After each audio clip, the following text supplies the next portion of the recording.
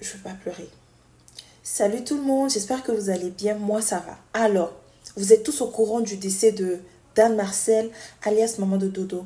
Cet artiste, chanteur, comédien, influenceur qui nous a quittés il y a quelques heures. Il y a quelques heures, on a appris la nouvelle et je m'apprêtais à faire cette vidéo.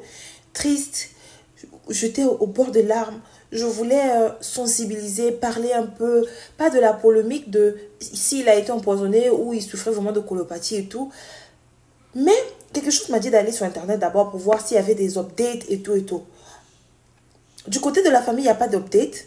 Mais je suis tombée sur les posts de cette dame qu'on appelle Stella Laurie. Mais ça fait froid dans le dos, wesh. Ça fait froid dans le dos. Alors, Stella Laurie, je ne connaissais pas l'existence de cette personne. Elle a posté des photos de Chris Two Boys. Vous savez que Chris Two Boys, c'était le binôme de Marcel. Cette femme-là, elle poste les photos de Chris Two Boys en disant, je cite, « Vas-y, fais briller ton étoile. Ton Dieu est avec toi jusqu'à la fin. » Ok? C'est pas tout.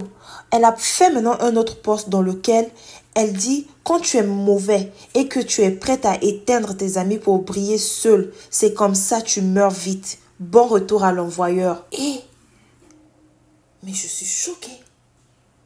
Je suis dépassée. D'où on a le courage de venir dire des trucs comme ça, en fait. Pourquoi? C'est vrai qu'il y a la rumeur qui raconte depuis des années que Marcel était la cause de tout ce qui est arrivé à Chris. Rappelez-vous que Chris était tombé, qu'il était gravement malade il y a quelques années et les gens accusaient Dan Marcel. Mais je ne comprends pas pourquoi cette femme qui dit être la fille d'un prophète venait attester des trucs. Mais il faut que la police ivoirienne se penche au niveau de cette femme. Ces posts, on a l'impression qu'elle connaît 2-3 choses. Parce que là, c'est pas normal, au fait. Et c'est triste, au fait. C'est vraiment, mais c'est vraiment triste. Moi, je sais pas c'est qui cette femme. Elle se fait appeler la Stella Laurie. Sur son profil, sur sa biographie Facebook, elle dit qu'elle s'appelle Stella Laurie et qu'elle était la fille du prophète Ferdinand Ekan. Elle dit aussi sur sa chaîne Facebook, elle parle de spiritualité et de travail. Ok. Mais moi, je pense que quand on est fille du pasteur, d'un prophète, il faut avoir de la bienveillance.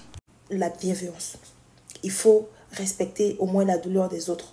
Si toi, ça te fait rien, si toi, ça te dérange pas que Dan Marcel soit mort parce que peut-être tu lui reproches des choses, mais quand une personne est morte, elle est morte, c'est fini, c'est fini. Peu importe la haine que tu avais envers cette personne, il faut souvent s'abstenir à dire certains trucs. On dit souvent, quand tu n'as rien à dire, tais-toi en fait. Parce que là, c'était vraiment de mauvais goût. Alors, depuis, elle a effacé ses posts.